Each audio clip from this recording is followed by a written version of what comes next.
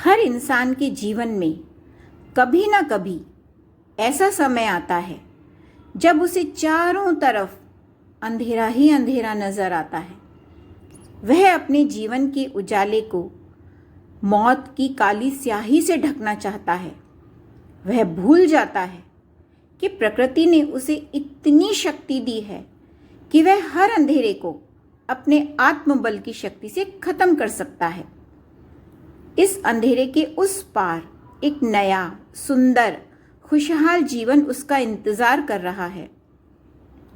हम इस बात को पक्षीराज बाज के जीवन के सत्य के माध्यम से समझ सकते हैं।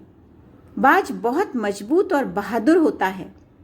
उसकी नज़र तीखी और सटीक होती है, इसीलिए उसे पक्षियों का राजा कहा जाता है।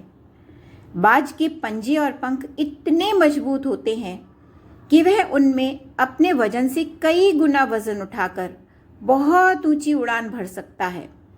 वह आसमान का सीना चीर कर हजारों मीटर की ऊंचाई पर 120 किलोमीटर प्रति घंटा की रफ्तार से उड़ता है। बाज की उम्र लगभग 70 साल होती है। उसके जीवन में भी लगभग 40 साल के बाद एक ऐसा समय आता है जब उसके पंजे मुड़कर कमज़ोर हो जाते हैं और शिकार नहीं पकड़ पाते हैं। उसके मजबूत पंख मोटे और भारी होकर उसकी छाती से चिपक जाते हैं।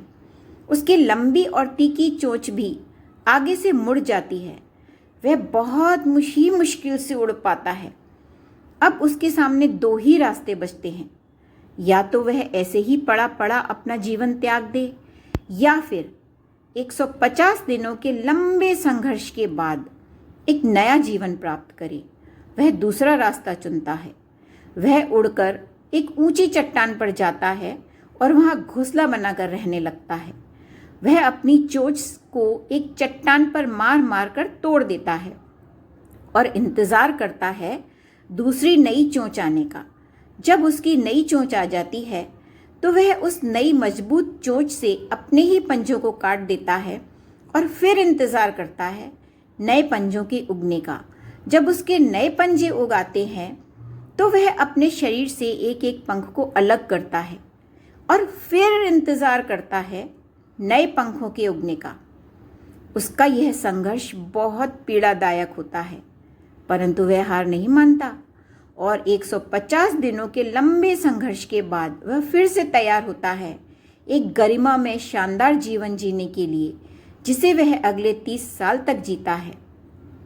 जब एक पक्षी प्रकृति की चुनौती को स्वीकार कर सकता है तो हम मनुष्य होकर क्यों नहीं। बाज के पंख, चोंच और पंजे जो निष्क्रिय से हो जाते हैं, वह नकारात्मकता के प्रतीक हैं जिन्हें वह संघर्ष से हटा देता है और पहले जैसा ही हो जाता है।